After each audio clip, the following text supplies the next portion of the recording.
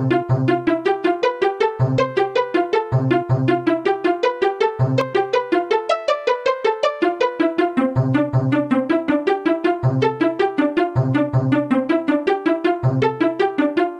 ce que je propose, c'est que peut-être je vais donner en premier lieu la parole à M. Auby, qui va faire une présentation générale et politique de la SPL, et puis après il passera. Alors, ce que je propose, c'est, ils ont une demi-heure pour nous présenter la SPL, et un quart d'heure pour les questions-réponses. Ok? Est-ce que ça vous va comme ça? On peut démarrer? Allez, Monsieur Auby. Monsieur le Président, merci. Donc, je viens ici au nom de la SPL. Triviron n'est pas au nom du CEMOCTOM, bien qu'une partie de l'assistance fasse partie du CEMOCTOM, comme vous le savez. Donc, je vais essayer de vous rappeler en quelques mots quelle était la genèse du projet auquel vous avez adhéré lors d'une délibération relativement récente, à comprendre pourquoi ce projet a été bâti. Et ensuite, Olivier Guinois présentera le projet technique lui-même. On n'avait pas pu le faire lorsqu'on était venu au bureau, c'était il y a cela quelques mois, tout simplement parce qu'à l'époque, on était en contentieux avec un des candidats qui n'avait pas été retenu et qu'il était plus prudent de ne pas développer une série de choses que vous dira tout à l'heure Olivier Guinois. Rappelez tout d'abord le cadre réglementaire. Vous savez que la loi sur de transition énergétique pour la croissance verte, la loi de 2015, prévoit la généralisation de ce qu'on appelle l'extension des consignes de tri. Alors, l'extension des consignes de tri, ça signifie qu'un certain nombre d'emballages qui aujourd'hui ne sont pas admis dans la poubelle jaune devront être admis, et ceci à l'horizon 2022, fin 2022, c'est-à-dire l'exigence réglementaire. Nous ne pratiquons actuellement pas l'extension des consignes de tri sur le territoire du CEMOCTOM, mais il y a un certain nombre de collectivités qui pratiquent l'extension des consignes de tri. Il fallait donc tenir compte de l'évolution de ce cadre réglementaire pour prendre en compte l'évolution des systèmes de tri. Ça, c'était la donnée technique. Vous avez ensuite une donnée qui est une donnée plus politique. En effet, l'un des grands problèmes des collectivités qui sont appelées à assurer la collecte et le traitement des déchets, c'est d'avoir la maîtrise des coûts. La maîtrise des coûts, ça signifie simplement qu'on doit pouvoir avoir une projection financière sur plusieurs années de l'évolution de nos coûts. Et c'est une grosse difficulté à laquelle nous sommes confrontés, car à partir du moment où nous faisons appel à des prestataires extérieurs, on le vit actuellement de façon douloureuse sur l'incinération des OMR, nous sommes soumis aux aléas des marchés. Les aléas des marchés qui peuvent être parfois positifs, mais beaucoup plus souvent négatifs. C'est la raison pour laquelle un certain nombre de collectivités, il y a de cela, c'est maintenant il y a 5 ans à peu près, c'est 5 ans, ont décidé de se regrouper pour essayer de voir si on pouvait créer un centre de tri sous maîtrise publique sur ce département de la Gironde. Alors on a mis tout le monde autour de la table, et en réalité on voulait essayer de le faire aussi avec la métropole. Mais assez rapidement la métropole s'est retirée du jeu, considérant qu'elle devait fonctionner par elle-même, et donc elle a décidé de ne pas rentrer dans le jeu.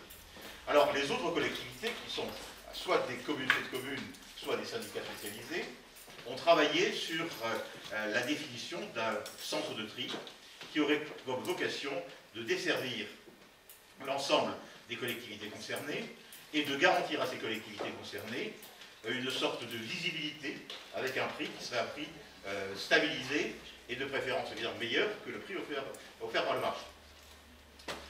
Finalement, 6 collectivités se sont regroupées parce qu'un certain nombre d'entre elles, d'autres n'ont pas voulu venir avec nous. Ces collectivités, ce sont le SMIGAL, donc le syndicat du Libournais et du Blayais, le CEMOCTOM, que vous connaissez bien évidemment, le SMICOTOM, qui est le syndicat du Médoc, le CIVOM Sud-Gironde, qui est le Langonais, la Médulienne et Médoc-Estuaire, qui sont deux comités de communes du territoire médocain, qui sont regroupés pour finalement lancer le projet auquel vous vous êtes rapprochés ultérieurement, mais nous avions laissé une place à Compétence-Garonne. Ces collectivités représentent environ 550 000 habitants, à peu près, et un besoin en termes de traitement, de tri, de 34 000 tonnes par an. 34 000 tonnes par an. Pour monter ce projet, et le montage juridique a été fait de la manière suivante. D'abord, on a constitué une société publique locale. Société publique locale, c'est une société de droit privé qui n'a comme actionnaire que des collectivités publiques, des personnes morales de droit public. Ce système, qui est un système relativement récent dans notre droit, a comme conséquence que la société publique locale ne peut travailler que pour ses actionnaires. C'est une société fermée que des actionnaires publics, et elle ne peut travailler que pour ses actionnaires. Donc ce choix a été fait, c'est un choix qui nous paraissait assez judicieux, pour organiser quelque chose qui fasse que la société publique locale travaille pour ses actionnaires, mais ne se mette pas sur le marché en concurrence sur les autres territoires. Et c'était le choix qui avait été fait. Donc cette société publique locale a été constituée, elle a été capitalisée, elle s'est dotée d'un président qui est Jérôme Guillen, donc le maire de Langon, qui aurait souhaité être là, mais qui ne pouvait pas être là aujourd'hui, un conseil d'administration de 14 membres, on a laissé une 15e place pour Vincent Garonne pour vous être rentré, et une assemblée générale, et elle fonctionne selon les règles du droit privé. Alors le montage juridique, et puis après je laisserai la parole à Olivier Guillois pour vous présenter le projet technique, le montage juridique qui était fait était le suivant. Nous avons lancé une procédure de marché global de performance, marché public global de performance, qui est un type de marché qui est relativement récent aussi, qui est un peu le successeur de ce qu'on appelait les PPP dans le temps. Marché global de performance, qui est un marché par lequel on confie à une entreprise le soin de construire un équipement et de l'exploiter pendant une certaine durée. Nous avons fait le choix donc de passer une procédure de marché global de performance avec un groupement qui aurait donc la tâche de construire l'équipement et de le faire fonctionner pendant 7 ans. C'est le choix qui a été fait. Ça a donné lieu à une procédure tout à fait transparente. Au départ, il y avait 6 groupements candidats. 2 n'ont pas été admis à concourir pour des raisons objectives. 4 groupements se sont présentés et nous avons eu une consultation extrêmement précise, fine, qui a donné lieu à la compétition entre 4 groupements, dont 3 se sont révélés très proches les uns des autres. Au terme de cette procédure, d'un système de notation parfaitement transparent, nous avons choisi de donner le choix de choisir le groupement constitué autour de la société Sepur, qui est une des sociétés spécialisées dans ce domaine, et ce n'est pas uniquement, mais Olivier en parlera, Sepur c'est le mandataire du groupement, mais il y a 5 entreprises qui sont groupées avec elle. Et donc cette société aura la responsabilité, lorsque le permis de construire aura été accordé, qu'on été réglé toutes les questions relatives au permis de construire et d'exploiter. Pour vous donner une idée de la dimension financière, ce marché, pour ce qui concerne la construction et l'exploitation, est d'environ 50 millions d'euros. C'est quand même pas tout à fait rien comme engagement financier. Alors, ce que je peux dire simplement, après je vais laisser la parole à Olivier Guillois, c'est que les conséquences de cette consultation et de cette compétition nous garantissent d'avoir un prix à la tonne pour le traitement qui est légèrement inférieur au prix du marché. Nous connaissons les prix du marché, puisqu'on a passé des marchés pour le tri, ne serait-ce que le 6 octobre, on l'a fait il n'y a pas très longtemps, et surtout garanti sur une période de cette année, ce qui est quand même tout à fait considérable. Donc, ce choix politique, nous considérons qu'il a été validé par les résultats de la consultation qui étaient lancés. Alors voilà, je vous ai dit de parler du cadre juridique. Maintenant, vous allez peut-être vous demander où est ce centre d'esprit, à quoi il ressemble, et ça, c'est le travail d'Olivier Guillois. Merci monsieur. Donc juste pour repartir avant de vous expliquer comment on a construit, j'allais dire, le besoin capacitaire du centre de tri, parce que Convergence Garonne étant arrivée un petit peu après, elle n'a pas forcément pu participer à cette définition de l'outil. Juste avant, donc, comme M. Auby l'a précisé, 4 postulats de départ et qui expliquent beaucoup de choses. Donc je préférais les afficher. C'était bien un équipement sans maîtrise d'ouvrage public, une mutualisation des coûts de transport, ça c'était des choses qui n'étaient pas négociables. Hein. Donc, et la création en parallèle d'une structure pour porter ce projet, pour porter l'investissement. Et donc l'idée c'est d'avoir un centre de tri adapté aux besoins donc, des actionnaires. Hein, pas, comme je disais, on est sur un marché fermé. Hein, le SPL ne peut traiter que le déchet de ses actionnaires. Un centre de tri évolutif et performant. Et une ambition, hein, c'est ce qu'on s'était pas affiché, mais c'est ce qu'on souhaitait. On souhaitait à la fin avoir un prix égal, mais si possible inférieur à ce que pratiquent aujourd'hui les opérateurs du marché. On a étudié plein de scénarios, 1, 2, 3 centres de tri à l'échelle départementale, toutes sortes de possibilités de tri, et finalement, à la fin, deux sites ont été étudiés hein, par nu si tu veux pas être ici à Virlade et le pôle environnement du SMICVAL. L'étude de préfiguration a retenu le site du SMICVAL pour des raisons vraiment extrêmement logiques. C'était la présence d'infrastructures. Hein. Au départ, on est quand même, même si c'est privé, elle est quand même in fine financée par l'impôt, donc c'était quand même un coût de construction plus faible parce qu'il y a déjà des infrastructures existantes, donc ça a limité le coût de construction de l'outil. Une ICPE soumise à autorisation, donc aujourd'hui l'activité de tri est déjà autorisée. Les dossiers d'administration, dossiers de réal sont des dossiers parfois un petit peu lourds à apporter, donc l'avantage c'est que ce site est déjà autorisé. Il y avait 22 emplois en jeu, donc voilà, donc l'idée c'était de, si possible de pouvoir maintenir ces emplois. Et le SMICVAL étant le plus gros producteur de déchets, représente 40% à détonnage. L'idée c'est plus facile de déplacer 60% que de déplacer 80-90%. Donc il était plus simple en termes de transport de déplacer le moins de tonnage possible. Comment a été déterminée la capacité de ce centre de tri? Parce que souvent on dit vous faites un gros centre de tri et, alors que les collectivités sont en pleine réflexion en termes de programme de prévention, de réduction de déchets, le zéro waste. Donc voilà, donc ça a été toutes les hypothèses ont été retenues. Alors je vais vous les lister très rapidement, mais voilà comment on a construit nos 34 000 tonnes par an. Et c'est important parce que les collectivités auront vraiment un rôle à jouer dedans. Si on n'atteint pas ces tonnages, en plus ou en moins, le business model que je vous présenterai à la fin, forcément, il évoluera en plus ou en moins. Hein, donc, on a tenu compte d'une démographie qui est, selon les actionnaires, qui va de 0,8 à 275 par an. Hein, les communes qui sont proches de la métropole Médoc-Estuaire ont une démographie très importante. L'évolution du PIB, parce que plus il y a de croissance, plus il y a de déchets. Les fameuses extensions des consignes de tri, les ECT, c'est 2 kg par an par habitant. Voilà, ça s'est mesuré en France depuis longtemps. L'effet d'entraînement, c'est-à-dire que le fait de communiquer sur l'extension de consignes de tri, il y a des gens qui disent « Ah, ça tombe bien, ils se remettent à retrier d'autres éléments, donc ça fait 2 kg en plus aussi. » Il y a la prise de conscience des habitants sur le recyclage. Quand vous posez la question aux gens sur l'environnement, leur première réponse, en général, c'est « Je trie ou je vais trier ». Je vais trier. Les projets de redevance incitative, beaucoup, j'allais dire quasiment la totalité des actionnaires ont un projet de redevance incitative qui booste les résultats de la collecte sélective. Les gens comprennent vite que le bac marron coûte très cher, le bac marron gris, et que le bac jaune est moins cher. Donc ça n'a pas forcément un effet de qualité, mais ça a un effet de quantité importante sur le flux collecte sélective.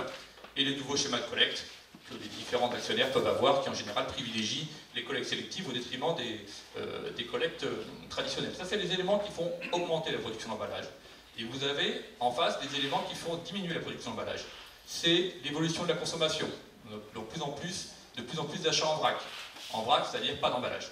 Vous avez la loi sur la suppression des emballages à usage unique, à l'horizon 2040. Le gouvernement a légiféré en ce sens. En 2040, il n'y aura plus d'emballage plastique à usage unique. Le centre de tri, dans son dimensionnement, en tient compte. La mise en place éventuelle d'une consigne boisson. On a beaucoup entendu parler il y a à peu près 1 an. Il y a le fameux tri récompensé. Si le gouvernement le met sur la table, il y aura forcément moins de bouteilles qui vont rentrer dans le centre de tri. Et tous les programmes de prévention. Voilà, donc ce calcul différentes hypothèses a permis de déterminer que le besoin du centre de tri Gironde, c'est 34 000 tonnes par an pour un fonctionnement en double poste du lundi au vendredi à 11 tonnes par heure. Donc je dis c'est important parce que si les collectivités ne prennent pas à bras-le-corps l'extension du consigne de tri, parce que ça nécessite beaucoup d'engagement, beaucoup de communication, si on n'atteint pas ces tonnes, effectivement, le coût d'investissement est divisé par un nombre de tonnes. Donc si on n'atteint pas ces tonnes, le coût d'investissement c'est plus important. Voilà, donc, et inversement, et c'est aussi important de travailler sur la qualité, parce que plus il y a de refus, vous le verrez dans le business model qui est affiché à la fin, plus il y a de refus, plus ça coûte. Donc le coût, comme M. Auby l'a précisé, on est sur un coût en gros 50 millions d'euros, qui se répartit à peu près sur 23 millions d'euros sur la partie conception-construction et 25 millions d'euros sur la partie exploitation sur une durée de 7 ans. Vous avez un marché total de 50 millions d'euros. La partie vraiment qui sera financée, c'est les 21 millions plus les 2-3 postes que je vous ai indiqués. La tranche optionnelle n'est pas financée pour le moment. Voilà. Et donc, ce projet, par contre, a bénéficié, c'est une chance pour ce projet, a bénéficié d'une subvention très importante de l'ADEME, une subvention qui a été abondée par le plan de relance. Donc on est tombé au bon moment. Ça a été délibéré, c'est accordé. Donc l'ADEME, via le plan de relance, va apporter une subvention à hauteur de 4,4 millions d'euros. Et Citeo, qui est anciennement Eco-Emballage, va apporter une subvention à hauteur de 950 000 euros. Les dossiers sont passés, c'est validé. Donc ces subventions sont désormais acquises. Voilà, je vous ai affiché, pour que vous ayez l'information, les noms du groupement. Donc c'est Pur Sazu l'exploitant, qui sera assisté de CEPOC, anciennement Cabinet Merlin pour la partie bureau d'études, d'un architecte de Bordeaux, Jean Di Ascento. NEOS, c'est l'équipementier. NGE et Lien Infrastructure, c'est l'entreprise qui vont assurer les travaux de VRD Génie Civil. Voilà, donc vous connaissez pas forcément le pôle environnement, donc je ne vais pas vous le décrire, mais pourquoi un des choix du pôle environnement, c'est que vous voyez ce grand bâtiment orange qui fait 3000 m², c'est un bâtiment existant. Donc effectivement, dans le coût de réalisation, le fait d'avoir déjà sur 6000 m², 3000 m² bâti, ça réduit énormément le coût de fabrication de ce centre de tri. Donc ce bâtiment qui aujourd'hui abrite la totalité du centre de tri du SMICVAL va devenir uniquement le hall où on va réceptionner le tonnage entrant. Alors, donc va être construit à l'arrière le bâtiment qui est en bleu ciel, qui va accueillir tout le process, en vert le stockage des balles triées, et le petit rectangle violet sur le côté, c'est les bâtiments sociaux. Voilà, donc vestiaire et salle de repos pour le personnel de l'exploitant. Voilà, donc on passe de 3300 m² à un peu plus de 6000 m² de surface construite, et l'avantage de ce dispositif-là, c'est que le bâtiment stockage et le bâtiment process peuvent se construire à l'arrière. Il n'y a donc que 8 semaines d'arrêt du centre de tri du SMICVAL. C'était aussi important parce que l'idée c'était d'avoir le plus longtemps possible un outil de tri pour le SMICVAL. Vous l'avez en photo, le projet architectural, donc photo du haut, vous avez vue d'angle, rez-de-chaussée, l'ensemble des locaux techniques. Pour cet outil, il faut bien sûr un poste électrique, un compresseur pour alimenter tous les trieurs optiques, énormément de locaux, et en haut, salle de repos, vestiaire et bureau de l'exploitant.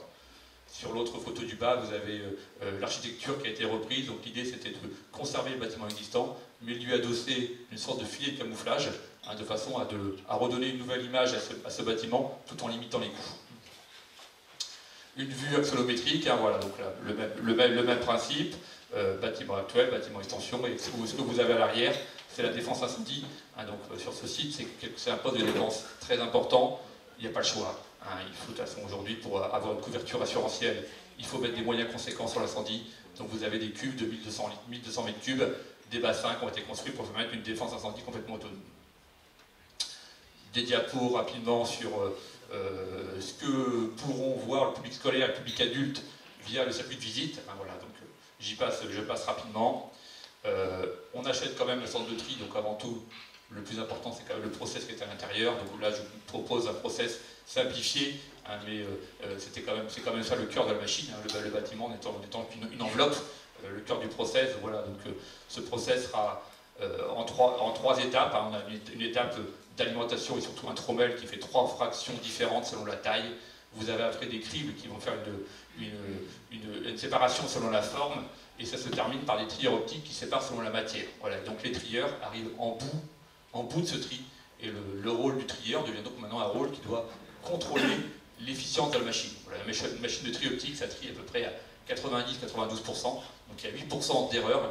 Le rôle du trieur devient un rôle qui doit donc rectifier les erreurs de la machine. Ce n'est plus un trieur qui trie à la main les éléments. Ça permet d'obtenir un process automatisé et surtout d'obtenir une performance de 11 tonnes par heure. Alors le coût, parce que c'est toujours très important, le coût de l'exploitation de ce centre de tri. Alors avant de parler du coût, je vais vous parler de quoi est constitué ce coût, parce que c'est important de parler de ça, parce que c'est avec ça que vous allez pouvoir éventuellement comparer à ce qu'aujourd'hui la CDC Convergence-Garonne supporte comme coût pour sa collecte sélective. Le bilan, il est fait de charges et de recettes. Les charges, c'est le coût d'exploitation à la tonne triée. Là, il est fixé par le marché public. L'exploitant nous a dit, pour chaque tonne entrante, c'est tant.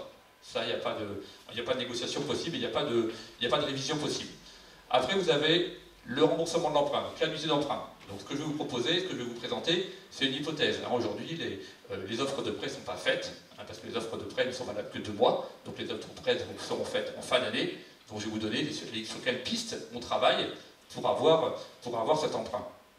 Vous avez les frais de fonctionnement de la SPL, et vous avez après le coût de traitement des refus. Donc pareil, le coût de traitement des refus que je vais vous présenter, c'est le coût de traitement des refus 2020. En 2023, ils ne sont pas les mêmes. Mais que vous soyez sur n'importe quel contrat, ces refus, ils subissent les mêmes hausses que tous les autres déchets. la TGAP, l'absence de concurrence, donc cette petite fraction-là, elle est là, elle coûte cher, et comme Trigironde est une entreprise privée, elle doit supporter également des impôts et des taxes. Les recettes, il n'y a que 2 postes de recettes, c'est la revente des matériaux, donc Trigironde est propriétaire des matériaux triés, donc l'idée c'était bien de massifier pour peser sur l'économie et obtenir des prix intéressants. Donc ça c'est la vente des matériaux. Et le deuxième, c'est la contribution des actionnaires pour chaque tonne en 30. Voilà. Et la différence, c'est un petit bénéfice, même chose, un Trigironde étant une entreprise privée, elle doit faire du bénéfice, certes très modéré pour ne pas avoir d'impôt sur le bénéfice, mais ce bénéfice doit permettre de maintenir l'outil de production. À ces charges et recettes, il y a 2 choses qu'il faut rajouter, c'est le coût de transport et les coûts de transfert. Je ne les ai pas indiqués parce que pour Trigironde, c'est neutre, hein, sachant que l'idée c'est que ce coût de transfert, il a été demandé par les actionnaires, donc il est pris en compte par Trigironde, c'est une compétence de Trigironde, mais c'est un prix qui va être déterminé à la tonne. Un exemple, on va dire c'est 10 € la tonne le transfert, la collectivité va payer 10 € la tonne à Trigironde, Trigironde va lui restituer 10 €. Certains pourraient dire pourquoi ça? Pourquoi ça? C'est juste pour éviter les débats de dire j'avais un centre de transfert, j'avais pas de centre de transfert. Si la SPL investit sur son transfert, les autres disent ben, moi j'ai fait l'effort que 5 ans avant, donc pourquoi on finance un centre de transfert? Donc, pour éviter ce débat-là, également qui pourrait être de dire moi j'ai fait un centre de transfert HQE, moi j'ai fait un centre de transfert basique, l'idée c'est de déterminer un prix moyen et le Trigironde participe à hauteur de ce prix moyen, libre à la collectivité de faire le centre de transfert qu'elle souhaite, le niveau d'exigence qu'elle veut. Voilà. Et en plus, deuxième argument, c'est qu'en général, le centre de transfert est rarement fait que pour les collectes sélectives. En général, il est fait pour les ordres ménagères et collectes sélectives. Donc il fallait trouver des clés de répartition. Voilà. Donc c'était plus simple de déterminer un prix moyen. Et le prix du transport, alors le prix du transport, il sera le même pour les collectivités, hein, sachant que Trigironde va payer des transporteurs qui par contre là vont lui facturer des transports différents selon la distance. Mais pour la collectivité, comme on est dans le cadre de postulat de départ de mutualisation, le coût pour la collectivité sera le même que vous soyez loin ou proche. C'est un coût identique. Donc pour Trigironde, financièrement, c'est neutre. C'est des larges 40, 45. Alors ce besoin de financement. Voilà, je vous ai présenté le plan de financement de la partie conception. Hein, donc vous avez l'acquisition foncière qui est à 0 parce qu'on est sur un terrain qui appartient au Spiegel. Vous avez la construction du centre de tri, donc les 22 millions. Vous avez des frais d'AMO, des frais comme toute construction de contrôleur technique et de SPS. Vous avez des frais de raccordement ELEC, l'aménagement d'une salle pédagogique et les travaux d'accessibilité. Il y a 22 millions à financer. Comment on finance ce projet? Par un peu l'autofinancement. Le Trigironde participe via son capital par l'autofinancement. La subvention d'AMO que nous avait déjà au préalable attribué la région et l'ADEME. Donc des subventions, j'en ai parlé tout à l'heure, hein, 4 millions pour l'ADEME et 950 000 € pour Citeo.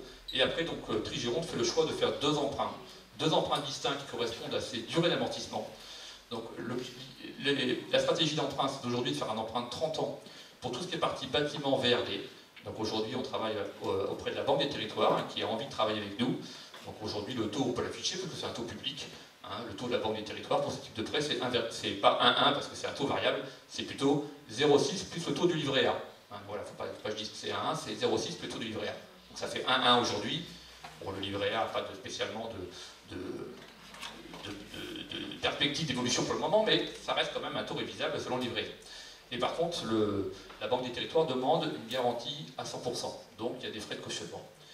Donc ça, c'est la première partie pour la partie bâtiment VRD. Et la deuxième partie, qui fera l'objet entre guillemets d'un appel d'offres pour la partie emprunt process. Donc là, on amortit le process sur 10 ans.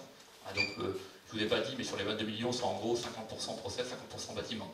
Donc il y a un peu plus de 11 millions d'euros pour le process. Et là, c'est une lourde charge parce que c'est à amortir sur 10 ans, hein, ce process, parce qu'au bout de 10 ans, il faudra lui apporter du renouvellement. Et donc, il a été décidé d'affecter l'ensemble des subventions sur cet emprunt-là pour le réduire. Et donc aujourd'hui, l'hypothèse de travail qui va vous être présentée, c'est un taux à 0,9%. Voilà. Alors le vrai taux, ça sera le vrai taux de la banque. Hein, mais aujourd'hui, il y a 3 banques qui travaillent de concert sur ce dossier. Et aujourd'hui, les hypothèses de travail qui vous sont présentées sur ce taux-là. Je vais vous présenter, donc par rapport à ce côté emprunt investissement, l'annuité d'emprunt serait de 35,48 € sur mon exemple, pour 32 000 tonnes par an. On dit que le besoin de Tri-Gironde c'est 34 000, mais l'hypothèse est faite sur 32 000. 32 000, on sera à 35,48 € d'annuité d'emprunt. Donc 35,48. La rémunération de l'exploitant, donc issue du marché public que l'on a attribué dernièrement, on est à 119,3 € tonne. C'est ce qui a été indiqué aujourd'hui. Les frais de fonctionnement de la SPL, c'est 6 €. Les impôts et taxes, ça reste à confirmer par les services de l'État. Pour les services de l'État, c'est compliqué, une SPL, ils ne connaissent pas trop l'entreprise privée qui fait du service public. Voilà, ils ne savent pas encore exactement sur quelle surface ils vont vous taxer. Donc voilà, on est sur un chiffre provisoire, on serait sur 1,5 € tonne. Et après, on a la gestion des refus. La gestion des refus qui est aujourd'hui un calcul qui est basé, donc je vous dis, sur des coûts 2020, en partant du principe que sur 15% des refus, enfin les refus font en gros 20%, sur 15% on fait du CSR, et sur 5% c'est des fines qu'on enverrait à l'enfouissement ou à l'incinération. Voilà, donc on serait à 13,5 € tonne de gestion du refus. Donc aujourd'hui, le business model, entre guillemets, c'est 175 € tonne, 175,78 € tonne, voilà. On a voulu jouer la transparence. C'est ces chiffres-là qui ont été présentés au conseil d'administration, c'est sur ce chiffre-là qu'aujourd'hui on se base. C'est là où on fait un peu notre comparaison pour savoir si on a rempli notre ambition d'être légèrement inférieur aux opérateurs privés. Mais ce que je voulais, par contre, je voulais être transparent avec vous pour donner ce chiffre, mais ce que je voulais surtout, c'est pas que vous veniez me voir en début 2020, fin 2022-2023 en disant que vous m'aviez annoncé 175, et c'est pas 175, c'est 180. Je tiens à dire qu'effectivement, comme je vous ai dit, c'est des hypothèses de travail. C'est des hypothèses de travail sur les taux d'emprunt. Ils sont aujourd'hui très faibles. Comment seront-ils dans 6 mois? Je ne sais pas, mais une variation de 0,1, 0,2, parce que c'est quelques centimes. C'est aussi un calcul qui est fait sur 32 000 tonnes. 32 000 tonnes, c'est plutôt à l'apogée du centre de tri. Donc, quand je vous parlais des évolutions démographiques, on l'a basée à l'horizon 2030. Donc, on sera sur une montée en puissance. Donc s'il n'y a pas 32 000 tonnes mais 30 000, il faut rajouter quelques eurotonnes parce que autant comme l'exploitant, s'il y a moins de tonnes à traiter, il y a moins de facturation, donc là-dessus il n'y a pas de problème. Par contre l'unité d'emprunt, s'il y a moins de tonnes, l'unité est plus forte. Voilà, le remboursement à la tonne est plus important. Voilà, donc je voulais partager avec vous ces éléments-là. Et le dernier, la gestion des refus, là par contre je peux vous assurer que le coût 2023, ça n'aura pas le coût que je vous affiche. La TGAP va augmenter, les refus subissent ces augmentations de TGAP. Aujourd'hui, le CSR, tout le monde met du CSR sur le marché, mais il y a très peu de chaudières industrielles qui peuvent l'utiliser. Il y a beaucoup de projets sur la table, mais aujourd'hui, les chaudières ne sont pas là. Donc aujourd'hui, arriver à fournir du CSR, c'est compliqué. Les quelques cimentiers qui acceptent font un peu la plus importante sur les prix. Donc c'est sûr que la gestion du refus ne sera pas à ce moment-là, mais quels que soient vos contrats, la gestion du refus aura augmenté. Donc ça subira la même augmentation. Voilà, qu'est-ce que j'aurais dit si j'avais fini. Voilà, j'ai terminé. Voilà, écoutez, je suis maintenant... Olivier, ce que c'est que le CSR? Le CSR, c'est un combustible solide de récupération. L'idée, c'est de prendre tous les refus de tri, de les broyer et de pas les vendre. L'idéal, c'était de les vendre, mais aujourd'hui, il faut payer pour les vendre comme combustible. Voilà, donc c'est injecté directement dans les fours de cimenterie et bientôt dans des fours de chaudières industrielles pour produire de la chaleur. Voilà, l'avantage, c'est qu'on a une TGAP beaucoup plus faible, voire aujourd'hui, elle est nulle. Mais le problème, c'est qu'aujourd'hui, il n'y a pas assez de chaudières qui sont autorisées à brûler du CSR. Donc on se retrouve sur quelques exutoires et ils ne sont pas assez nombreux. Voilà. Et effectivement, les refus, je vous l'avais marqué un petit peu en bas, c'est pour ça que c'est hyper important que les collectivités s'emparent du problème, parce que si le taux de refus n'est plus de 20, mais de 25, c'est autant d'eurotonnes. Un refus coûte très cher, parce qu'un refus, il coûte à la tonne entrante et il coûte en traitement, donc il coûte 2 fois. Donc très important de l'action du consigne de tri, d'être aussi exigeant avec l'opérateur de collecte et de communiquer, parce qu'avant tout, il faut d'abord expliquer à l'habitant ce que c'est, et après que l'opérateur de collecte soit aussi vigilant à la qualité du contenu des bacs, de savoir refuser un bac quand on ne peut pas le prendre. Voilà, c'est un métier, il faut l'apprendre à l'habitant, et il faut l'apprendre également à l'opérateur de collecte. Tous ces refus de tri à la fin ne seront pas mutualisés, parce que chaque collectivité sera facturée en fonction de son refus. Mais effectivement, à la fin, pour tout le monde, ce que je vous présente là, c'est un coût moyen. Bien sûr, s'il y a plus de refus, le coût sera plus élevé. Je voudrais simplement rajouter, avant de passer la parole au président, c'est que la bonne gestion du tri, c'est-à-dire le bon respect par l'usager des consignes de tri, est un élément déterminant de l'opérationnalité du système. Alors c'est vrai qu'on soit en privé ou en public, mais nous avons au CEMOCTOM un taux de refus de l'ordre de 20%, c'est ça, je le dis. C'est-à-dire 20% de ce que nous envoyons dans la poubelle jaune au centre de tri nous est refusé. Et comme vient de le dire Olivier, eh bien à ce moment-là, on paie le centre de tri et on paie derrière l'incinération, ou l'enfouissement, selon le cas. Et donc, effectivement, le bon respect des consignes de tri, cela repose sur une pédagogie qui est essentielle. Et d'ailleurs, dans le domaine des déchets, l'essentiel aujourd'hui, c'est la pédagogie auprès des usagers.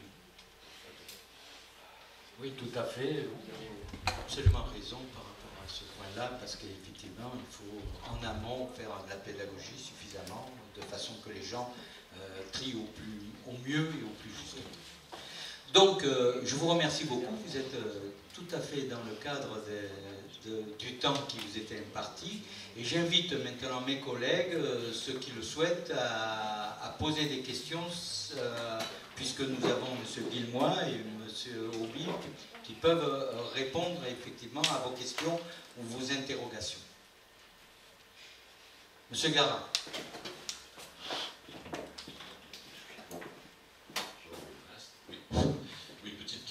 Je vous remercie pour ces présentations très claires, hein, que personnellement j'aurais préféré avoir avant le vote qu'après, enfin peu importe, la présentation est là, elle est claire et nette. Moi j'avais une petite question, qui est une grosse question, qui est une question concernant la construction de ce centre de tri. Si j'ai bien compris, on construit chez autrui, on construit au SMICVAL, on ne construit pas chez nous. Pas chez nous, puisqu'on est dedans maintenant, je vous permets de dire chez nous. Comment ça se passe? Il y a une relation, j'imagine qu'il y a une relation qui est établie contractuellement sur l'occupation du sol. Comment ça fonctionne? Alors, je peux répondre, Olivier. Il y a une convention qui est conclue entre le SMICVAL et Trigironde sur les conditions d'occupation du sol.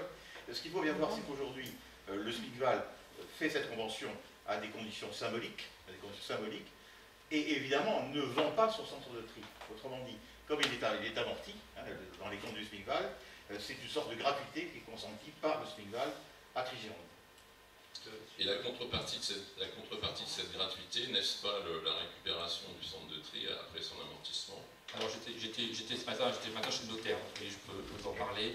C'est un acte notarié, parce qu'on a voulu aller au bout du jour. C'est un bail amphithéotique administratif d'une durée de 35 ans, donc supérieure à la durée d'emprunt, hein, qui sera renouvelable ou pas. L'idée c'est de dire que sera le tri dans 35 ans, aujourd'hui on ne le sait pas, donc ça sera à un moment, ça sera renouvelable ou pas. Et donc ce bail a été travaillé avec les avocats de Trigironde pour rendre la décision du SMICVAL qui a possibilité pour motif d'intérêt général de rompre le bail, hein, pour rendre cette décision extrêmement coûteuse. Plusieurs millions d'euros, de façon à la rendre extrêmement dissuasive. Donc l'idée c'était de faire un bail pour protéger les intérêts des actionnaires et aussi les intérêts du SMICVAL, parce que c'est le propriétaire, c'est son foncier, il n'a pas le droit d'avoir de vendre son foncier au milieu de son installation. Donc on est bien sur un bail amphithéotique qui donne droit à tous travaux, qui nous génère des droits d'hypothèque, des droits de travaux, et sur une durée supérieure à l'emprunt. On peut préciser qu'au bout des 35 ans, dans les comptes de la SPL, tout sera amorti. Oui. Voilà. Donc si le SMICVAL récupère le bien, ce qu'il peut faire, c'est un syndicat, dans les comptes de l'SPL, il sera à zéro. Les bâtiments sont amortis, mais le matériel pas forcément, s'il a été renouvelé. Le matériel duré de 10 ans. C'est prévu dans le bail, hein, si jamais il y a eu un renouvellement du matériel avant son terme, le SMICVAL doit rembourser à Trigironde la valeur comptable. Et on peut avoir une idée du montant de cette Oui, c'est 1200 euros par an. 1200 euros par voilà, an. pour 18 mètres carrés. Voilà, donc le SMICVAL voulait mettre un euro symbolique, mais la loi l'interdit. Donc la loi l'interdit, l'euro symbolique, mais la loi autorise le prix modique. Donc on a choisi le prix modique, 100 euros par mois. Ok. Je continue, j'avais une autre question, plusieurs même, concernant l'exploitation. Si j'ai bien compris, dans le marché global de performance, il y a un fonctionnement pendant 7 ans qui a été acté. Quel est votre sentiment au bout de 7 ans? Quelle est la projection que vous faites? C'est une récupération de l'outil pour sa gestion? Il y aura forcément une discussion du conseil d'administration pour savoir si on repart sur une délégation de service ou si on part sur une mise en régie. Enfin, c'est pas une régie parce que c'est pas une collectivité, hein, c'est une entreprise privée, Trigironde, c'est pas une régie, mais aujourd'hui, le premier choix, il y a eu cette discussion. Aujourd'hui, comme on a préféré faire le choix du marché performantiel, il était important qu'il y ait un seul interlocuteur. Donc l'idée, c'était pas de se retrouver avec quelqu'un qui vous dise « j'atteins pas la performance parce que les trieurs sont pas bons ». Et inversement, l'équipementier aurait dit « j'atteins pas la performance parce que l'exploitant aurait dit « j'atteins pas la performance parce que la machine n'est pas bonne ». Donc aujourd'hui, on est sur un marché performantiel. Donc Trigeron n'achète pas un outil, Trigeron achète un résultat. C'est pour ça que le groupement qui a retenu le marché, qui est dans le marché, est composé d'un architecte, d'un équipementier. Voilà. C'est eux qui nous proposent l'outil. Après, par la suite, il sera libre au conseil d'administration de décider si une partie, sous tout ou partie, est régie en direct, ou si on renouvelle un nouveau marché public qui sera par contre uniquement un marché d'exploitation. Ce sera en 2030, puisqu'on va commencer en 2023, et en 2030, il y a peut-être certains qui ne sont plus là. Sans doute, oui, on fait partie, peu importe, il faut penser à eux. Suivant. J'avais une question concernant Sepur. Sepur, vous nous en dire plus sur cette société, quelles sont ses performances en matière de centre de tri, quels sont le nombre de centres de tri qu'elle gère. Alors Sepur est une entreprise qui est plutôt présente en région parisienne, qui n'est pas du tout présente dans le sud-ouest, qui a aujourd'hui 2 centres de tri, qui a plutôt été dans la collecte et qui a aujourd'hui 2 centres de tri. Donc l'idée de Sepur, c'est bien d'avoir un site de référence pour pouvoir développer son activité justement hors de la région parisienne. Donc aujourd'hui, pour pouvoir l'idée, alors si Trigeron a retenu Sepur, c'est parce que Sepur n'est pas aussi tout seul, parce que Sepur est un équipementier reconnu et qui nous a apporté des garanties suffisantes pour qu'on puisse juger la capacité de Sepur à assurer. Effectivement, on aurait choisi un Veolia, un Suez à Paprec, on aurait eu une liste de références grande comme le bras. C'est moins le cas de Sepur, mais effectivement, je pense qu'aujourd'hui, Sepur a apporté dans le cadre du marché public la meilleure offre que vous pouvez offrir à Trigeronde, et ces capacités ont effectivement été regardées de près, mais c'est vrai que ce n'est pas l'opérateur de tri le plus connu en France. Ok, donc là vous n'avez pas identifié de problème opérationnel éventuel? Non, parce qu'aujourd'hui, par le contrat, Sepur a obligation déjà de récupérer les 22 salariés présents. Donc vous avez 22 salariés qui ont une compétence depuis 15 ans sans de tri. Donc ils sont obligatoires, c'est dans le cadre du marché, la récupération et la reprise des personnels est obligatoire. Donc vous avez déjà de la compétence, vous avez de nouvelles compétences qui vont arriver sur un métier maintenant qui est largement diffusé. Je veux dire, l'extension des consignes de tri, c'est obligatoire pour la fin 2022. La Gironde est plutôt en retard. Donc aujourd'hui, on a des gens qui font ce métier depuis très longtemps, et ça a été un des arguments de Sepur de nous assurer que la personne qui sera en responsabilité de son tri aura cette expérience. Ok, puis j'avais une dernière question, je vous laisse, c'était concernant tout à l'heure, vous avez dit on n'a pas besoin de nouvelles déclarations ICPE, quelle que soit l'augmentation de capacité de l'usine, ça ne change rien. Si, on va déposer un dossier d'enregistrement, parce qu'on est quand même sur une ICPE soumise à enregistrement, mais le fait d'être au sein d'une collectivité, au sein d'une installation soumise à autorisation, ça facilite les choses parce qu'on a déjà une activité qui est déclarée, qui est comprise par les habitants, qui est assimilée, qui est là depuis 2004. Donc voilà, c'est plus simple que d'être sur une installation nue, où on aurait peut-être pu avoir des impacts faune-fleur. Là on est sur une zone dont l'activité de tri est déjà autorisée. Ok. Et vous pensez qu'en termes de délai, on va être prêt pour fin 2022? Ça va être compliqué parce qu'aujourd'hui on a accusé un référé, et comme Trigeronde une entreprise privée a dû faire appel au tribunal judiciaire, donc ces 3 mois qu'on a perdus en référé, ils sont irrattrapables. Donc aujourd'hui, voilà, il a fallu le temps administratif de créer Trigeronde, le temps de la procédure, le temps des dossiers administratifs, donc on sera un petit peu juste, mais il faut y aller. Pour être franc, on sera plutôt mars ou avril 2023. Ok, je vous remercie. Merci beaucoup. D'autres interventions? Au niveau du financement, justement, est-ce que vous avez vu, est-ce qu'il est possible de faire des avances remboursables à taux zéro, ou c'est pas l'ADEME ne fait pas ça? L'ADEME, dans sa subvention, va nous verser un acompte de 20%. Donc 20% à la signature, qu'on va toucher à l'automne, puis après c'est 60% quand les travaux sont terminés, et le solde un an après. On est bien sur un marché performantiel, et l'ADEME c'est la même chose, c'est bien une subvention liée à la performance. Donc l'ADEME attendra que le Trigeronde ait obtenu ses résultats performantiels pour verser le solde. Citeo, c'est la même chose, un acompte à la signature et après versement 60% pareil à la fin des travaux, et le solde 1 an après. D'autres questions? Écoutez, merci Président. je vous remercie, Président Auby, je vous remercie Monsieur Guilmois et Madame Guittard.